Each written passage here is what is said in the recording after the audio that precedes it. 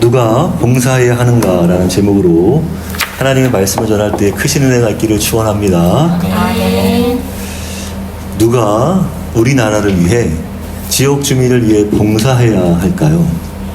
6월 3일은 제9회 전국 동시지방 선거일입니다. 저와 사모님은 지난 금요일에 사전 투표를 했습니다. 이번에 누굴 뽑나요? 지방자치도지사, 시장 등의 광역단체장을 비롯해서 광역단체장이 아닌 시장, 구청장, 군수 등 기초단체장, 그리고 시의원, 도의원 등의 지역구 광역의원, 그리고 시의원, 도의원 등의 비례대표 광역의원, 정당을 찍는 거예요. 그리고 구의원, 시의원, 군의원 등의 지역구 기초의원, 그리고 구의원, 시의원, 군의원 등의 역시 비례대표 기초의원, 이것도 정당을 찍는 겁니다. 빈자리 된 국회의원 보궐, 그리고 교육감까지 모두 함께 뽑습니다.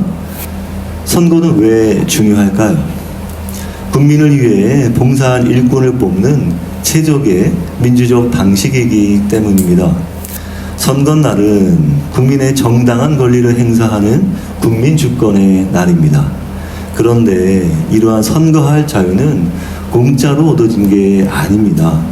처절한 대가를 치르고 얻은 것입니다. 이승만 대통령의 부정선거 여러분 알고 있습니까? 우리 고등학교 때 배웠을 것 같은데, 부정선거로 항의하다. 그때 이제 제 4기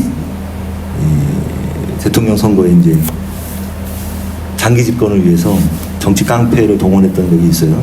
1960년 3월 15일 그때 많은 사람들이 희생되었습니다. 그래서 이제 4.19 혁명이 이제 촉발됐죠. 그뿐이 아닙니다.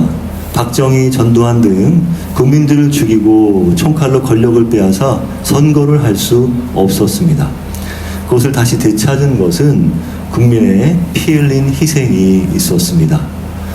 한국 민주주의는 이승만, 박정희, 전두환 등 독재 권력과 맞서 싸워 목숨을 잃는 등 비싼 대가를 치르고 얻은 것입니다. 핏값으로 얻은 민주주의의 꽃은 바로 선거인 것이죠. 그럼에도 아직도 미성숙한 태도는 여전합니다. 지난 2014년 12월 3일 윤석열 대통령과 정부는 계엄령을 선포하였습니다. 국회에 군대를 보내 국회의원을 체포하려는 등 내란을 시도하였습니다. 재판 중인데도 아직도 그들은 반성하지 않고 선거에 출마하고 여전히 폭력으로 권력을 뺏는 행위를 옹호하고 혐오를 부추기고 있습니다. 특정 정당을 이야기하자는 게 아닙니다. 그런 사람들이 다시 선거에 나왔다는 것입니다. 따라서 그런 사람들에게서 헌법과 민주주의 가치를 지켜내야 합니다. 물론 좋은 정책은 얼마든지 만들 수 있습니다. 문제는 그런 정책을 실현할 능력이 있어야 합니다. 일관성 있는 책임의식과 도덕적 권위가 있어야 유권자의 표를 얻게 됩니다. 한편 그런 후보들을 대하는 우리 그리스도인의 삶은 어떤가요? 우린 편견으로 균형을 잃을 때가 많습니다. 우리의 신앙생활은 대부분 사회 문제보다 개인적인 문제에 집중합니다. 그리스도인들 중에 정치 문제가 세속의 영역이라는 이유로 소홀히 합니다. 영적인 문제란 개인의 문제라 치부하고 사회 정치 문제를 등한시합니다. 그러나 그런 태도는 모두 복음의 통전성을 상실한 것입니다. 통전성이란 완전 일치 조화, 이런 의미를 담고 있어요. 복음은 우리가 하나님 사랑이듯 이웃 사랑에 동일하게 사랑을 말씀합니다. 예수님 말씀은 하나님 사랑 다음에 이웃 사랑이라는 게 아니라 하나님 사랑과 이웃 사랑 둘 다 늘 함께 해야 하는 사랑이라는 것입니다. 우리는 예수께서 이 땅에 오사 죽음과 부활을 겪으셨지만 정작 예수께서 왜 이 땅에 육체로 오셨는지에 관해 우리는 주의 깊게 고민하지 않고 있습니다.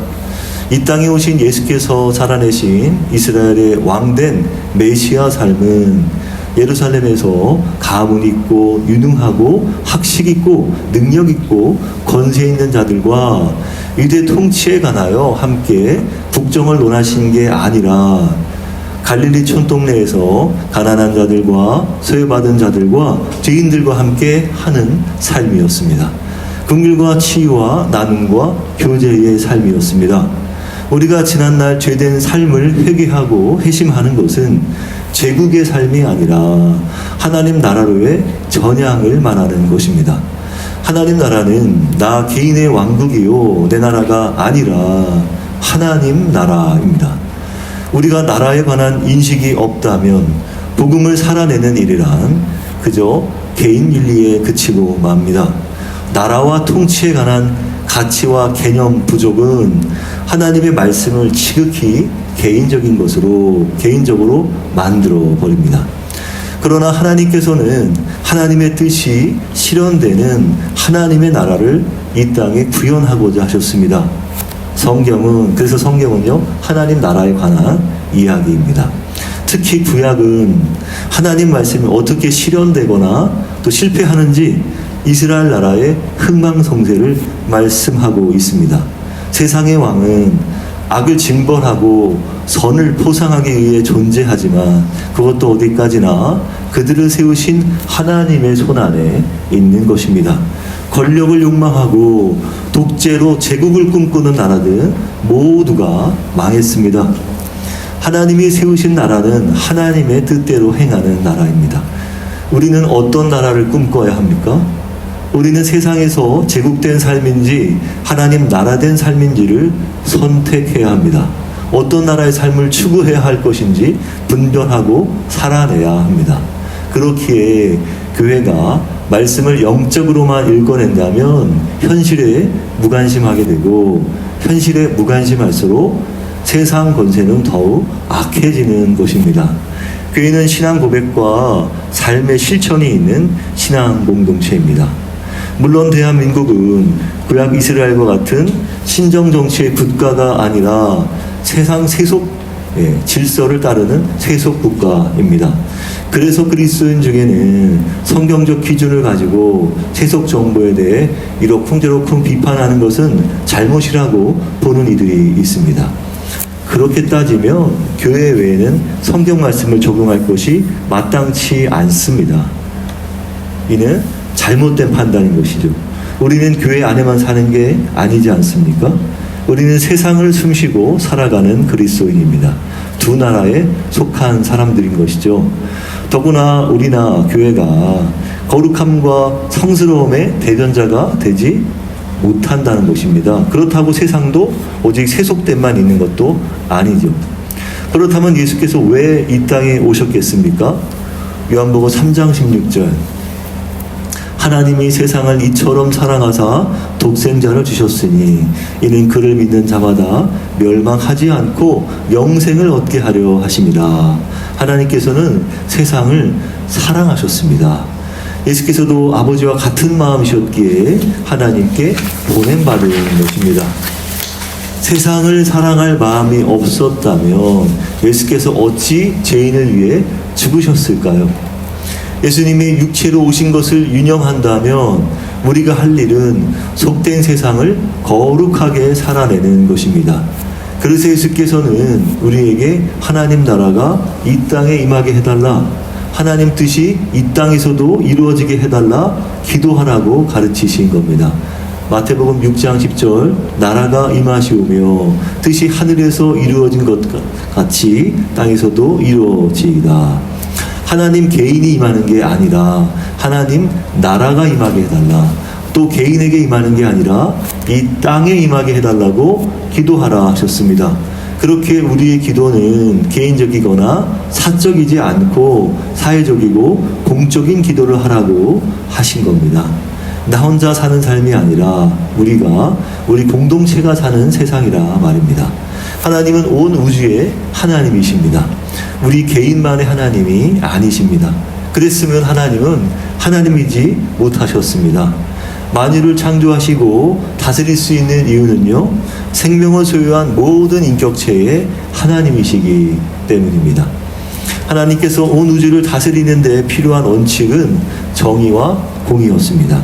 이는 하나님의 속성이자 성품입니다. 그래서 정의와 공의는 우리가 늘 구하고 살아내야 할 성경적 가치인 것이죠.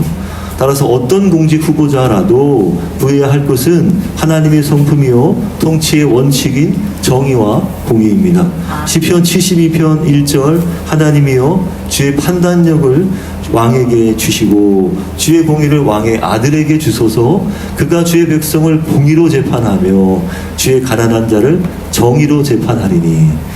시편 72편은 이스라엘 왕이 새로 등극할 때 모두가 부르는 찬송 기도였습니다. 1절에서 솔로몬은요 하나님께 찬송 기도를 하면서 주의 판단력과 주의 공의를 달라고 구하고 있습니다. 이것이 이스라엘의 왕된 공직자가 하나님께 구해야 할 참된 가치였습니다. 판단력이라 기록된 히브리어는요 미스파트로서 이는 정의를 나타내고요, 공의라 기록된 히브리어는 체다카입니다. 한마디로 하나님께 하나님의 것인 정의와 공의를 달라는 말씀입니다. 그래서 다윗 왕은 하나님의 뜻대로 나라를 정의와 공의로 다스렸습니다. 사무엘하 8장 15절 다윗이 온 이스라엘을 다스려 다윗이 모든 백성에게 정의와 공의를 행할세. 이사야 선지자에게도 자신을 정의와 공의의 하나님으로 소개하셨습니다. 이사야 5장 16절 오직 만군의 여호와는 정의로우심으로 높임을 받으시며 거룩하신 하나님은 공의로우심으로 거룩하다 일컬음을 받으시리니. 하나님은 이스라엘 나라의 권력 집중과 사적 욕망을 추구하지 말고 하나님께 정의와 공의를 구하라, 찾으라, 시행하라 요구하셨습니다. 이것이 세상을 다스리는 원칙이요 진리란 말씀입니다. 시편 89편 14절 의와 공의가 주의 보좌의 기초라. 하나님이 온 우주의 왕이시오 통치자십니다. 따라서 정의와 공의대로 사는 삶은 하나님을 닮아가는 삶입니다. 그런 왕이 정의와 공의로 통치한다는 것은 무엇을 말씀할까요? 무엇을 의미할까요? 시편 74편 2절 그가 주의 백성을 공의로 재판하며 주의 가난한 자를 정의로 재판하리니. 하나님의 백성이요 나라인 이스라엘이라도 부자와 가난한 자가 생겼습니다. 가나안 땅에 정착한 이스라엘은요 농사를 배우면서 점점 자녀가 많은 집은 부유해지고 자녀가 적은 집은 상대적으로 가난했습니다. 해를 거듭할수록 지주와 품꾼이라는 빈부간의 격차가 발생하며 계층이 생겨났죠. 힘센 부자들은 가난한 자들의 품값을 체불하며 생계를 압박하였고 가난한 자들의 형편을 모른 채 하였습니다. 정의와 공의의 하나님은 이스라엘이 하나님의 뜻대로 살도록 이웃 간의 큰 빈부격차가 벌어지지 않도록 율법에 희년을 통한 소득의 재분배와 노예 방지, 이삭 줍기를 제도화하셨습니다. 이웃에게 베풀 궁유를 그저 마음 가는 대로 하는 게 아니라 법적으로 정해 주셨습니다. 그래서 모두 한 공동체가 되라는 뜻이었습니다. 그러나 힘 있는 자들이 지주제라는 바알 제도를 따름에 따라서 희년 제도는 부분적으로나 지켜졌고 땅의 경계를 마음대로 바꾸고 가난한 자들에게 폭력을 행사하였습니다. 그래서 동족 히브리인의 노예가 지속된 것이죠. 하나님이 세우신 이스라엘에도 가난한 자들의 설 자리는 없었습니다. 하나님은 늘 가난한 자들의 기도를 들으셔야 했습니다. 시편 74편 4절 그가 가난한 백성의 억울함을 풀어주며 궁핍한 자의 자손을 구원하며 압박하는 자를 꺾으리로다. 시편 74편 12절로 14절 그는 궁핍한 자가 부르짖을 때 건지며 도움이 없는 가난한 자도 건지며 그는 가난한 자와 궁핍한 자를 불쌍히 여기며 궁핍한 자의 생명을 구원하며 그들의 생명을 압박과 강포에서 구원하리니 그들의 피가 그의 눈앞에서 존귀히 여김을 받으리로다. 정의와 공의란 단어의 쓰임새가 성경에서 공통적으로 발견되는 것은 가난한 자들, 궁핍한 자들에 대한 행위였다는 것입니다. 그들이 억울함을 풀어주는 것, 불쌍히 여기는 일이었습니다.